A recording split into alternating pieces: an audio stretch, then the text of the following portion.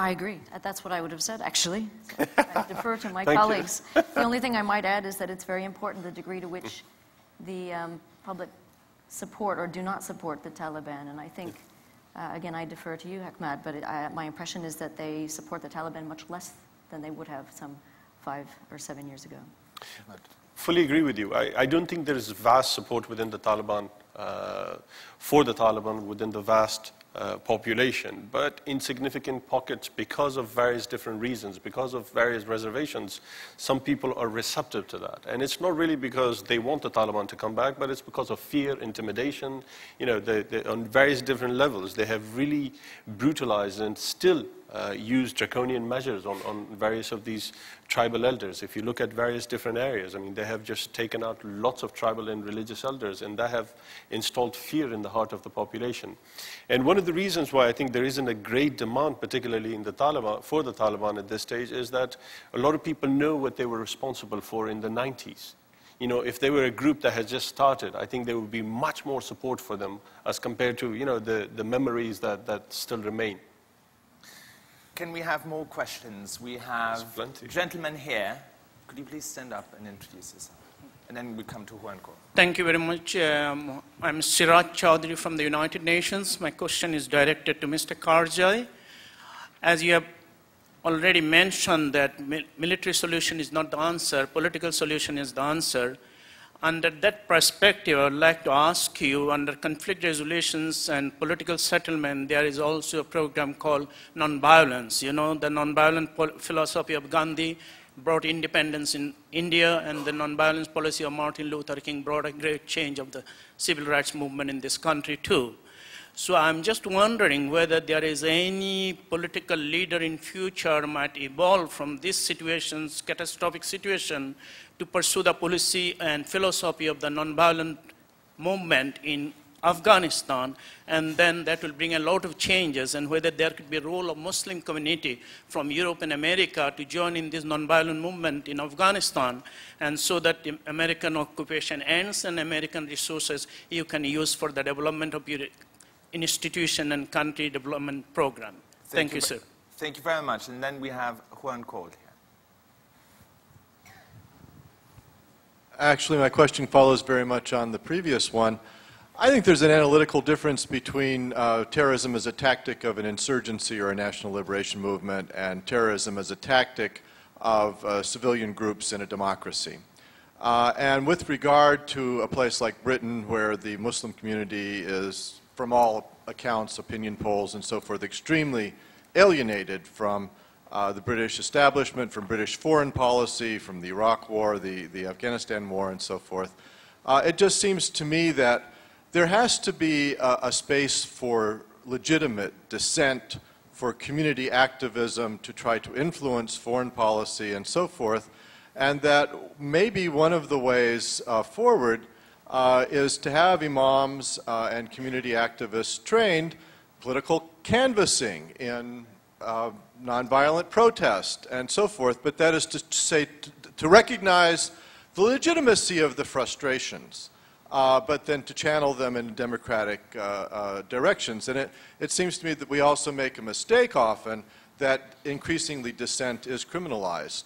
In the aftermath of 9/11, we've seen a lot of peace activists in the United States put on no-fly lists. We've seen protest zones so that the right to peaceful assembly has been curtailed. And it seems to me actually we should be encouraging legitimate dissent and protest. So let me put that directly to Shiraz. Surely, you know, we must, as democracies, provide opportunities for people to let steam off, no?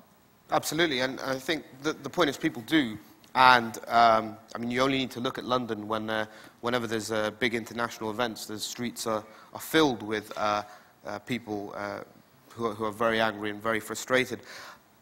What worries me is that the people mobilizing these groups, the people who are leading these organizations and demonstrations, are doing it very much from a loaded perspective rather than from a neutral perspective. Rather than making demands on the state or requests on the state in your capacity as a citizen, it is essentially your confessional identity that is being put at the heart of that agenda.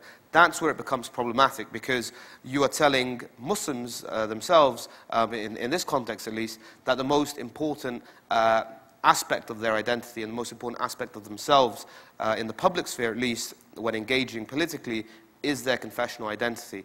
That's what we need to start getting away from. In itself, of course, this is good if people are engaging with the system and are making demands on it as citizens, and so on. It's the increasing injection of confessional identity politics, I think, which is what makes it problematic. I'm going to take 2 more questions because we have to wrap up pretty much on time, because Zipi Livni is going to come here in 15 minutes. But I had one question in the front row from Trudy Rubin from the Philadelphia News, right? Inquirer. And then I take one more. I'd like to pick up on this question of tell me how it ends in Afghanistan with Hekmat Karzai and Michael Semple.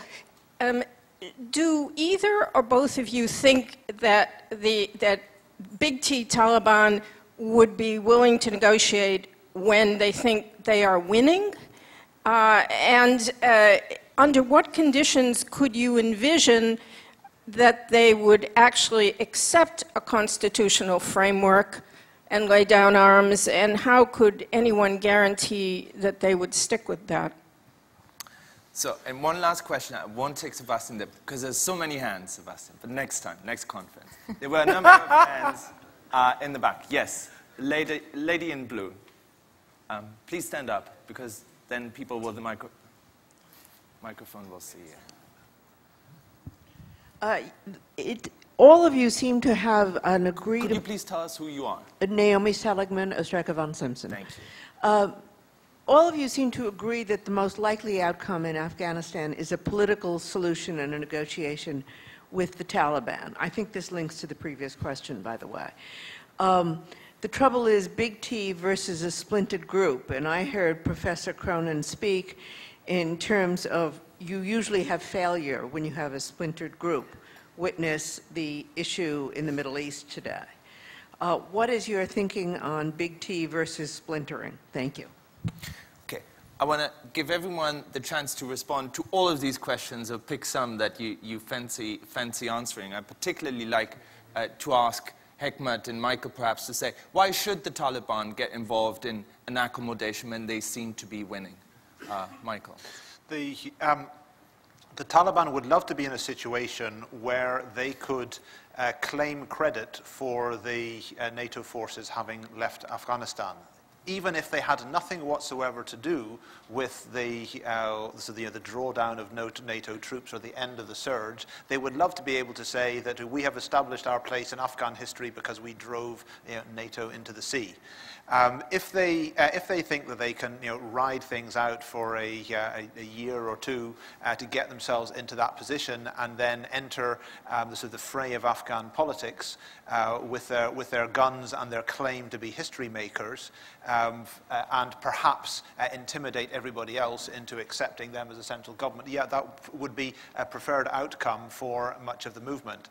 The question, the point is, do they have a chance of doing that, or can they be persuaded that it simply ain't going to happen? So I think that the most likely time when you see a serious move of Taliban leadership towards political engagement is when they realize that in the long run they are frozen out of power, that they have no options where they can fight their way into Kabul, that they have no options where by force they can establish their dominance over all the other parts of Afghan society that basically don't accept the Taliban as their representatives. So yeah, it's something which if they were cute and we were well organized, it could happen very soon, but is rather more likely to happen in 2 or 3 years' time rather than now.